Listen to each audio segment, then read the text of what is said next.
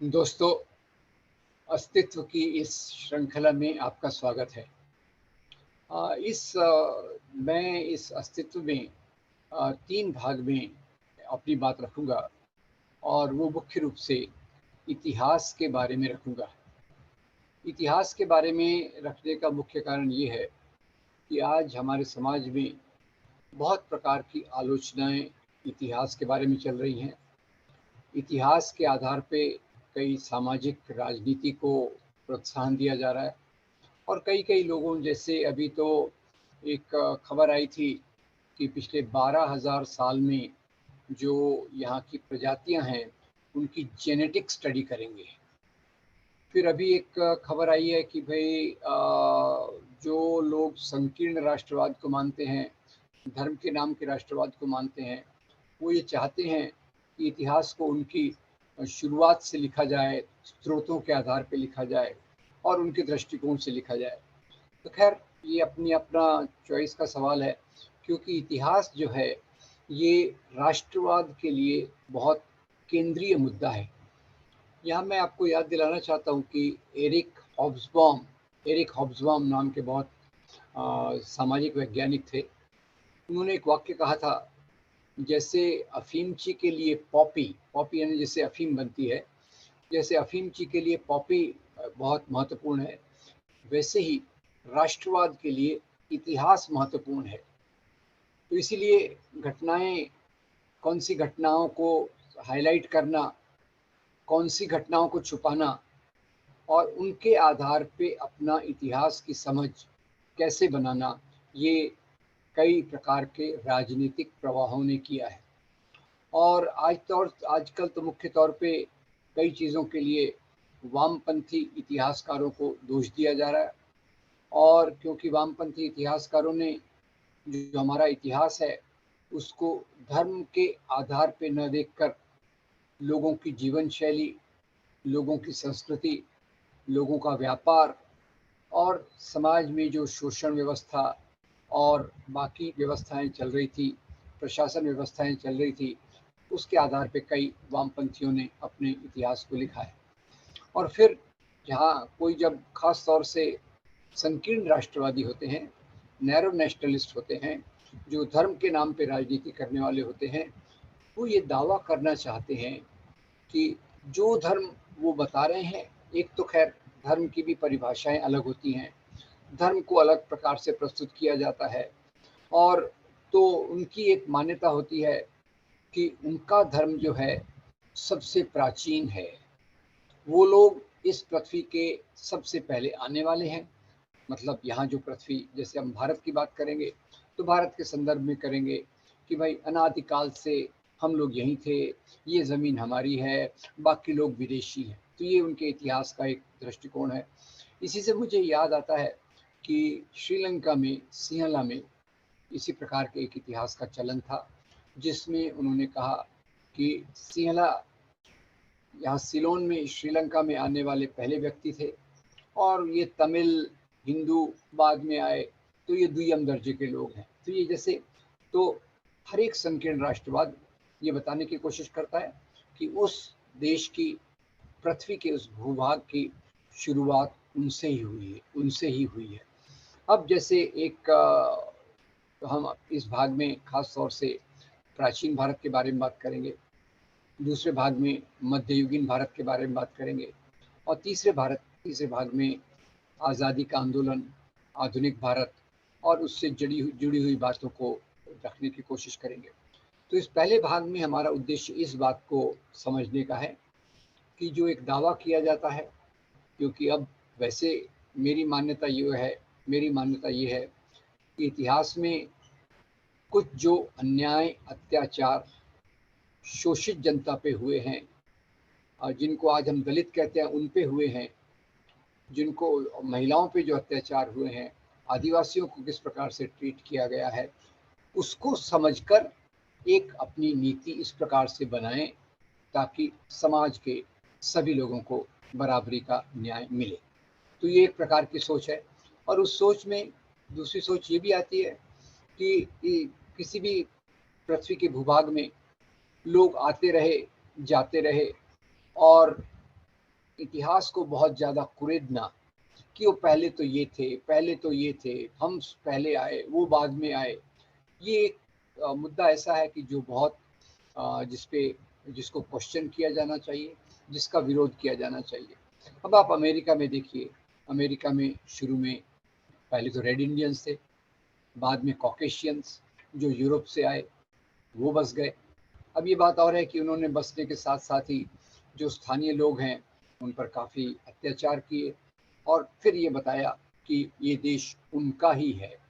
पर खैर उनकी जो प्रगति हुई उसमें एक प्रवाह है जो कॉकेशियंस यूरोप से आए हुए लोगों को प्रधान रूप से देखता है और बाकी लोगों को एक दुय्यम दर्जे से देखने की कोशिश करता है।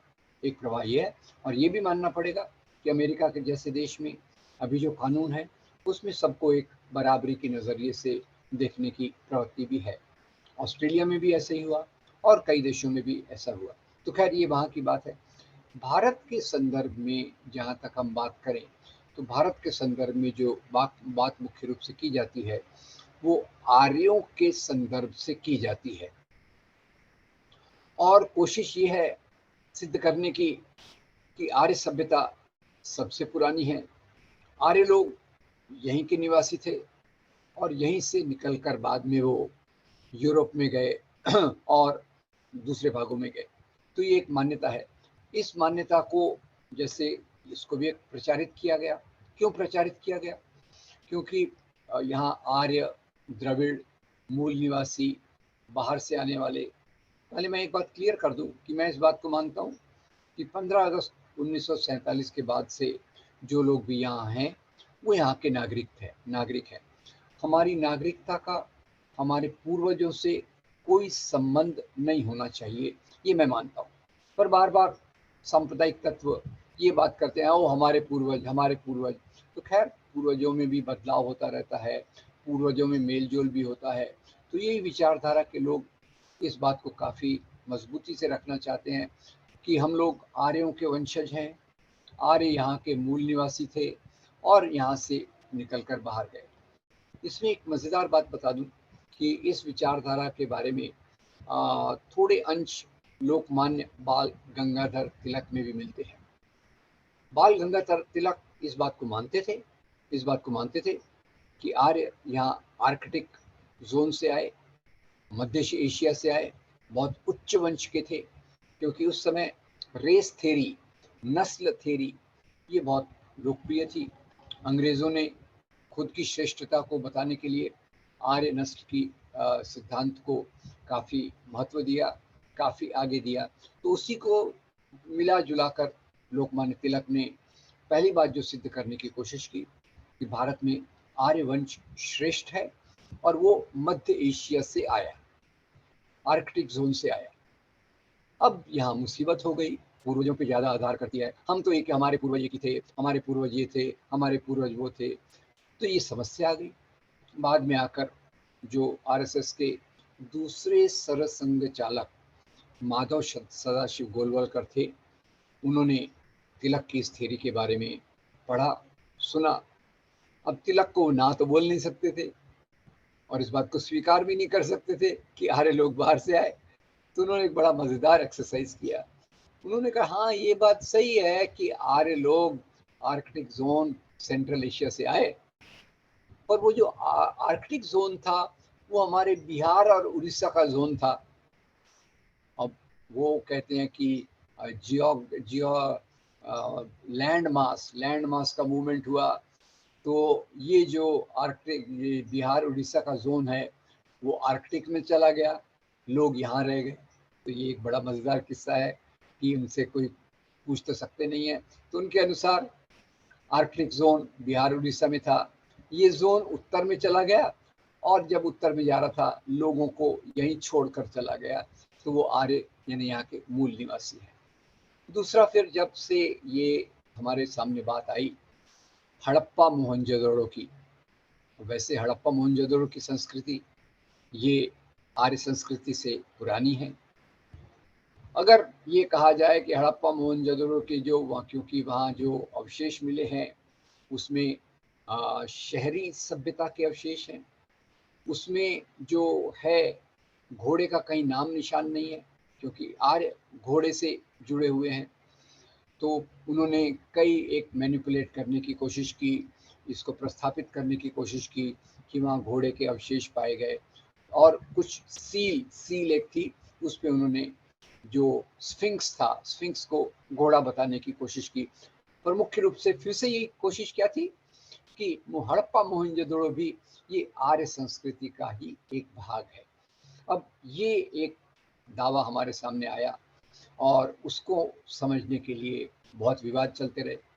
जो लोग इतिहासकार हैं, आर्कियोलॉजिस्ट हैं, क्योंकि ज़्यादातर प्राचीन इतिहास में भाषा शास्त्र का बहुत इस्तेमाल होता है, और भाषा जैसे संस्कृत हो, पाली प्राकृत हो, उसका उगम, उसका आगे आना, ये इसके अध्ययन आधार पे और दूसरी बातों के आधार पे दूसरे इतिहासकारों ने, आर्कियोलॉजिस्ट ने इस बात को स्पष्ट किया कि आर्य लोग तो मध्य एशिया से आए थे। यानी हड़प्पा मोहनजोदड़ो संस्कृति ये कॉमन इरा, जिसको पहले ईसा सन कहते थे, कॉमन इरा से करीब 3500 साल पुरानी है। और जो आर्य आए करीब 2500 साल ईसा के पहले, ये ईरान, इराक, मध्य एशिया और स्टेपी नाम का जो रीजन है, वहाँ से आए।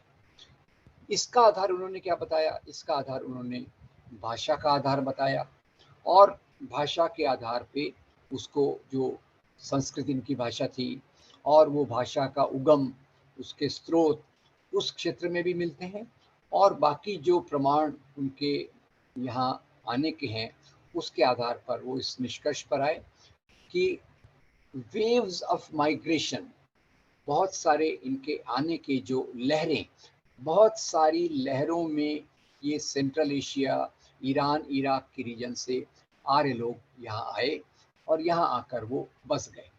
यहाँ आकर उनके ग्रंथों में भी मिलता है कि उनके संघर्ष यहाँ से हुए, और यहाँ के जो उसके उनके आने तक, जब वो लोग आए, तब तक किसी प्राकृतिक कारणों से हड़प्पा मोहनजोदड़ो की सभ्यता का ह्रास, उसका डिक्लाइन शुरू हो गया था, जिसके कारण कई वो सभ्यता खत्म हो गई, और उसके कई लोग भारत के दूसरे भागों में चले गए।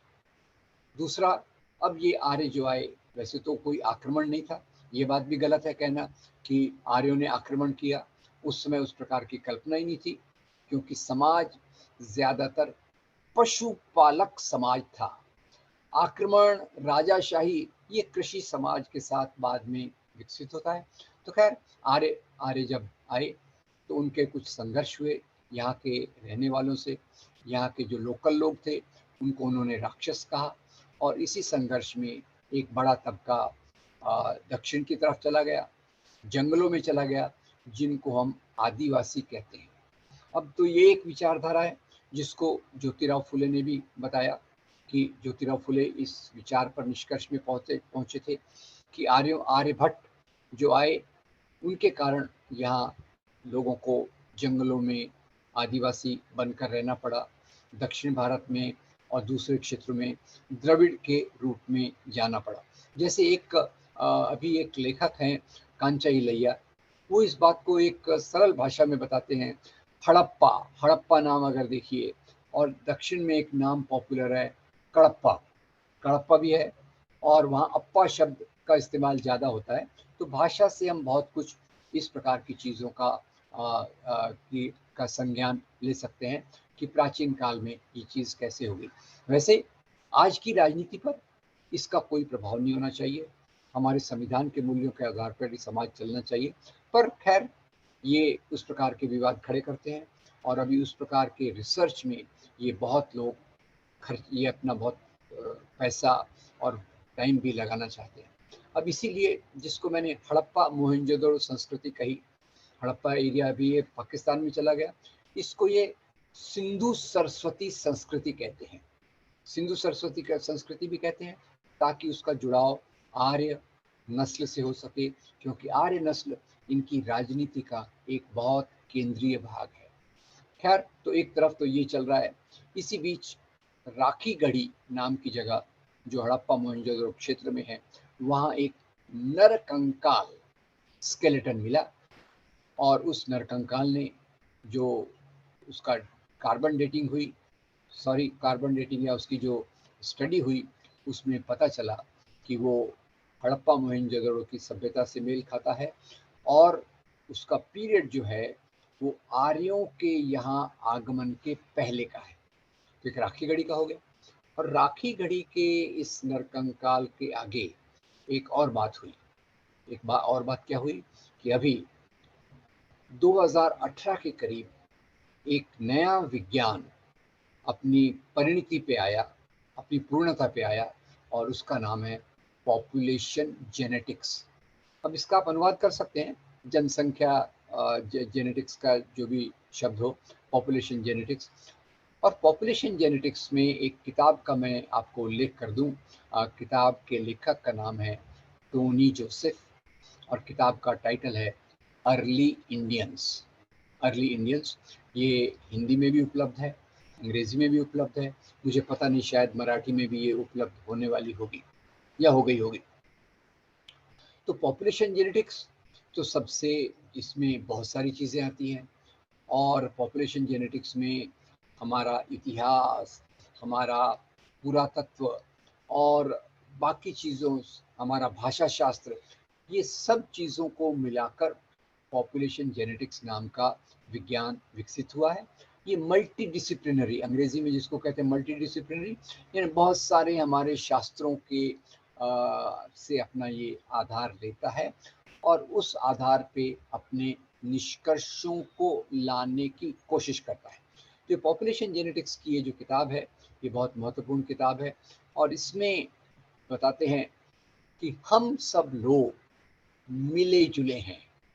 इस किताब का मुख्य ये है कि हम जो अलग नस्ल की बात करते हैं, पहले तो ये नस्ल की जो थ्योरी रिस्ले ने यहाँ लाई, अंग्रेज़ों ने पॉपुलर की थी खुद की श्रेष्ठता को सिद्ध करने के लिए। एक मिनट में रुक जाता हूँ पॉपुलेशन जेनेटिक्स पर आने के पहले, पर आपको एक और मज़ेदार बात बताना चाहता हूँ।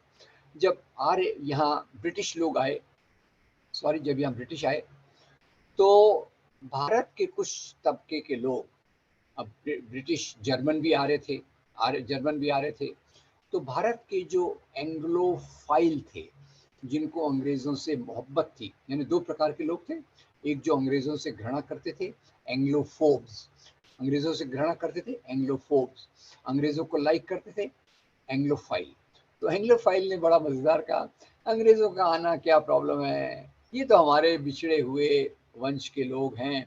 हम जब आ रहे थे तो एक भाग भारत की तरफ आ गया, एक भाग यूरोप की तरफ चला गया।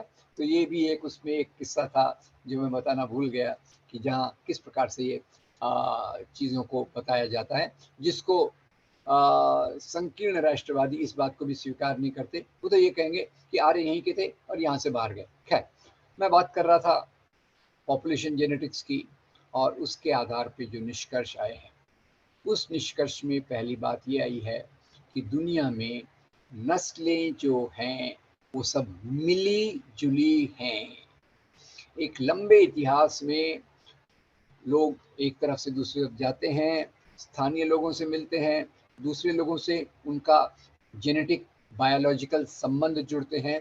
तो इसलिए जो आज की जेनेटिक स्टडीज़, जेनेटिक का अध्ययन बताता है कि हम सब लोग मिले जुले वंश के हैं, और सब इसका आधार वो बताते हैं कि मानव समाज का उगम सबसे पहले हुआ था साउथ अफ्रीका में, आज से 65,000 साल पहले।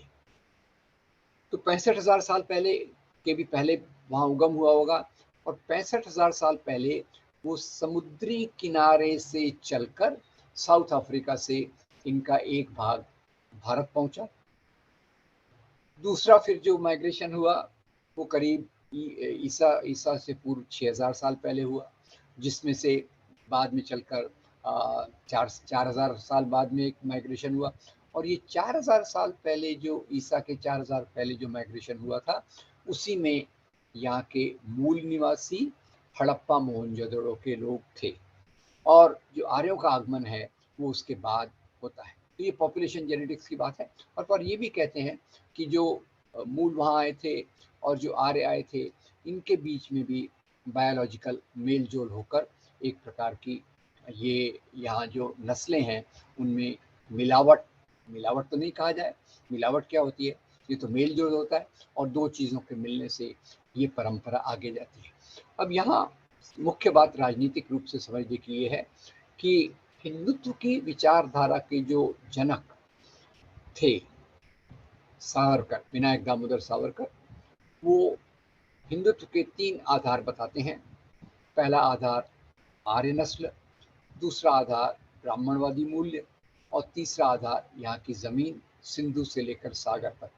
तो खैर हम जहाँ देखते हैं ये विचारधारा अपने आप में संकीर्ण है और जो दूसरे लोग हैं वो इस बात को मानते हैं कि लोग आते रहे, मिलते रहे, कारवां बनते रहे, समाज बनते रहे और जो शोषण करने वाला तबका है, जो सभ्रांत तबका है, वो अपने आप को श्रेष्ठ बताने के लिए इस प्रकार की नस्ल की बात को सामने रखना चाहता है, नंबर 1।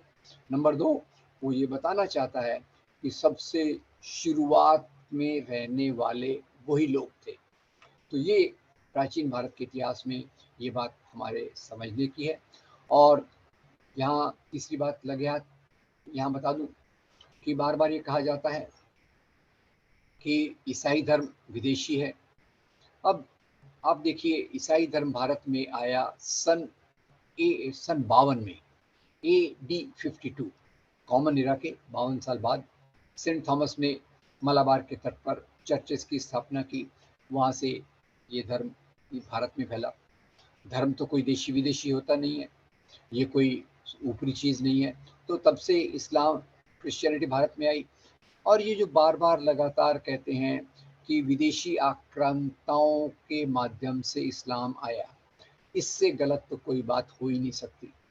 मैं आपको बताना चाहता हूँ कि 7वीं शताब्दी में अरब देशों से व्यापारी आते थे केरल के मलाबार तट पर और वहाँ से उनके आने जाने से, उनके मेल जोल से भारत में इस्लाम के फैलने की शुरुआत होती है। तो ये कोई राजाओं के माध्यम से नहीं आया, राजा लोग कोई धर्म नहीं फैलाते। ऑफ कोर्स यहाँ मैं एक बात का स्पष्टीकरण कर दूं कि जो केवल एक राजा थे जिन्होंने अपने धर्म को फैलाया और उनका नाम था सम्राट अशोक। सम्राट अशोक की बात आई तो एक चीज़ और भी मैं ले आना चाहता हूँ, क्योंकि आजकल आप देख रहे होंगे मस्जिदों में शिवलिंग को ढूंढा जा रहा है, मस्जिदों के नीचे मंदिरों को ढूंढा जा रहा है और इसमें कहीं कहीं सच्चाई भी है पर एग्जेजरेशन बहुत ज़्यादा है। जो गहरे इतिहासकार हैं वो बताते हैं कि हो सकता है 80-90 के करीब मंदिर तोड़े गए होंगे। तोड़े जाने के कारण कुछ और थे, वो थे राजनीतिक, प्रतिद्वंदी राजा के विरोध में, प्रतिद्वंदी राजा विरोधी राजा का अपमान करने के लिए उसके प्रतीक को नष्ट करना, या दूसरा संपत्ति को प्राप्त करने के लिए मंदिरों को तोड़ना। इसको हम अगले भाग में विस्तार से देखेंगे। पर मुख्य रूप से जो बात है कि पहली बात तो मैं कहना चाहता हूँ कि कोई भी धर्म देशी विदेशी नहीं होता। नंबर 2, भारत में इस्लाम ये मुसलमान राजाओं के माध्यम से नहीं आया, ये अरब व्यापारियों के माध्यम से आया और भारत में इसका जो फैलाव हुआ वो सूफी संतों के माध्यम से हुआ।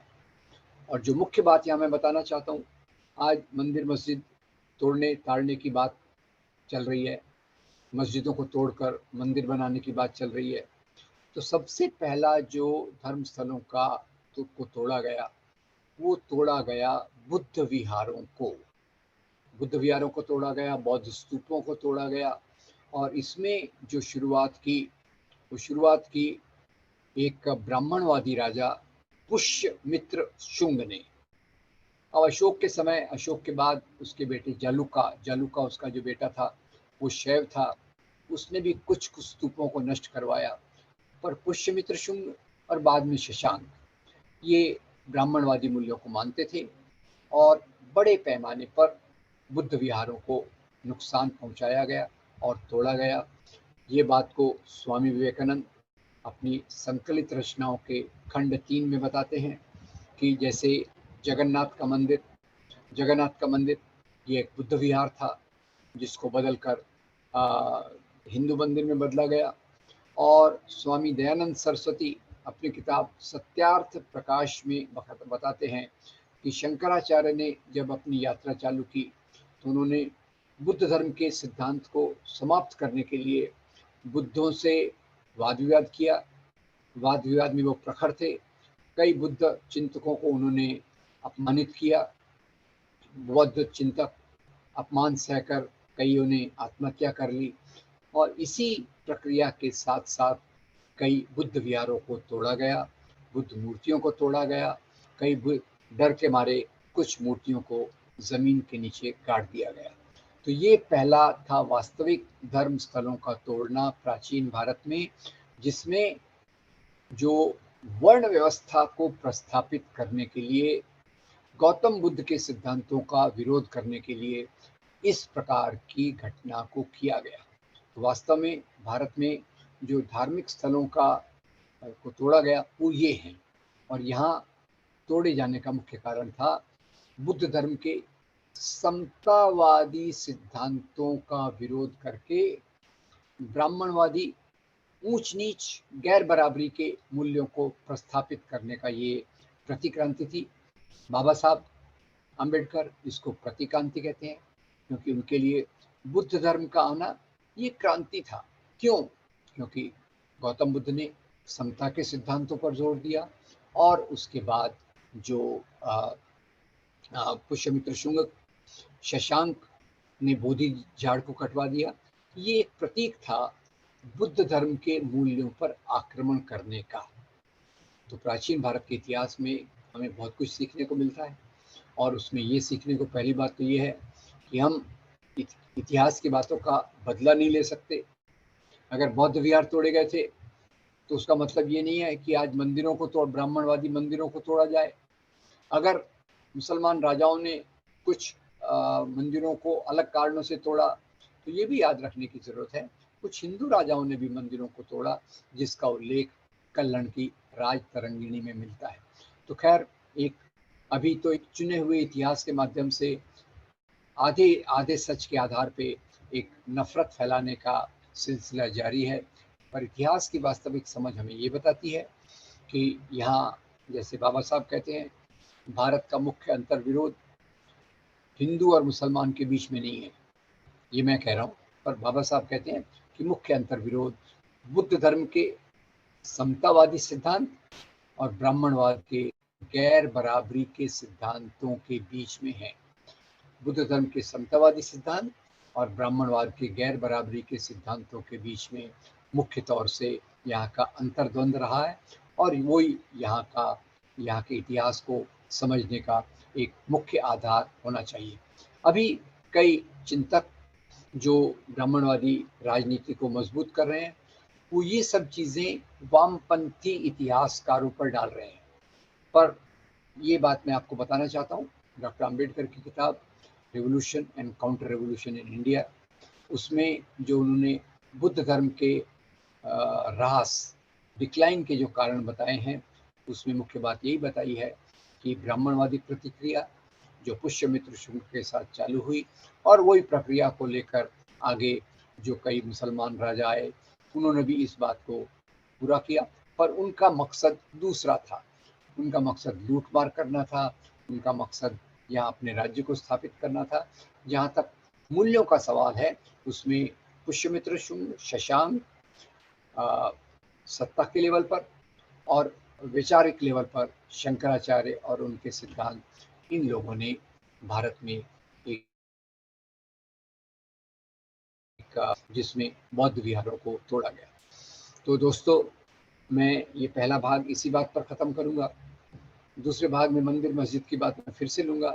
पर बुद्ध विहारों का क्या हुआ और बुद्ध स्तूपों का क्या हुआ, उसके बहुत सारे प्रमाण प्रोफेसर D.N. झा ने अपनी किताब में बहुत अच्छे से रखा है, और उन्होंने इस इतिहास को पूरा विस्तार में बताया है। आपका बहुत धन्यवाद। हम दूसरे एपिसोड में मध्ययुगीन इतिहास की बात करेंगे और मध्ययुगीन इतिहास से जुड़ी हुई कुछ और चीज़ों के बारे में चर्चा करेंगे। Thank you very much, do keep watching, और इसको अगर आपको अच्छा लगता है तो आगे फॉरवर्ड कीजिए, सर्कुलेट कीजिए।